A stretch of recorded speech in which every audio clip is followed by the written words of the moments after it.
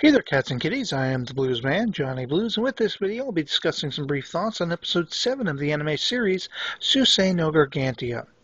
Suffice to say, this episode largely centers around ramifications, and not merely ramifications by themselves, but also the ramifications of those initial ramifications. And it all seems like things are moving steadily and increasingly toward the proverbial all hell breaking loose. From the get-go, we begin right where we left off, Leto engaging what Chamber identifies as a Hideos. Bellows pleads with him to leave the creature be, that it is in actuality a whale squid. But Leto's in the zone at this point and comes to dispatch the creature once all weapons fire has gone effectively ineffective, being that they're below tide, by grappling with it and crushing it to death. What we see resulting from this calamity is not limited to the loss of the Yunburo that Bellows was piloting, but also there is a superstitious foreboding and fear that quickly spreads across the hearts and minds of the inhabitants of Gargantia. At the forefront of this is Fleet Commander Fairlock, wearing ever the brave face for his people, that is, when he isn't having a checkup appointment with the good Dr. Oldham. And while he exudes a calm and cool demeanor necessitated by his position, Rigid is interrogating Bellows and Leto as to what exactly went so incredibly wrong.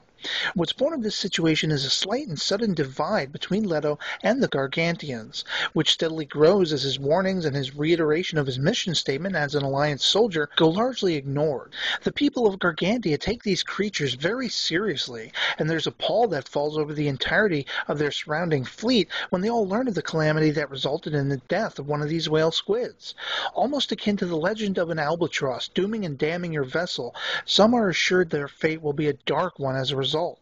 Leto's convictions cannot even be dissuaded by the likes of Amy or her brother Bevel, though, much less the whole cast of whale squids the floating city encounters soon thereafter, which sets an uneasy tone all throughout the sequence until every last one of them has passed fully by.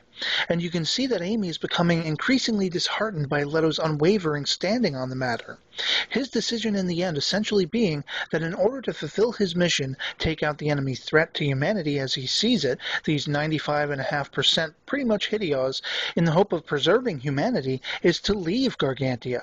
His conviction is startling in just how systematically it rears its head, even after all he's experienced on Gargantia.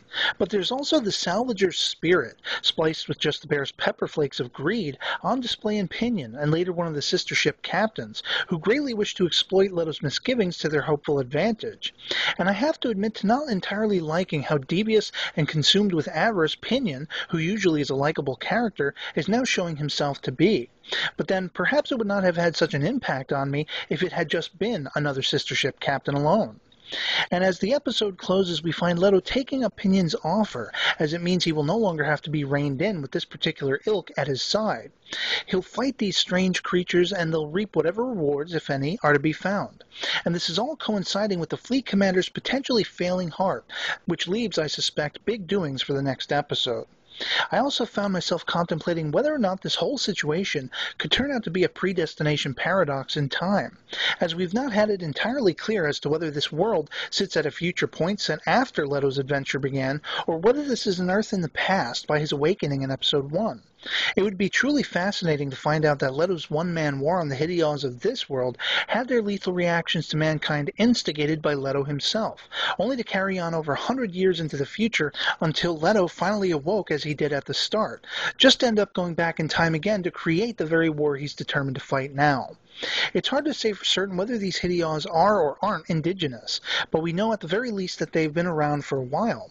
And it's also curious that the fueling for Pinion's lack of moral scruples, where it pertains to these creatures, or the potential treasures their underwater domain may hold, stem from some event that took his elder brother from him in the past, for which he seeks a sort of vengeance.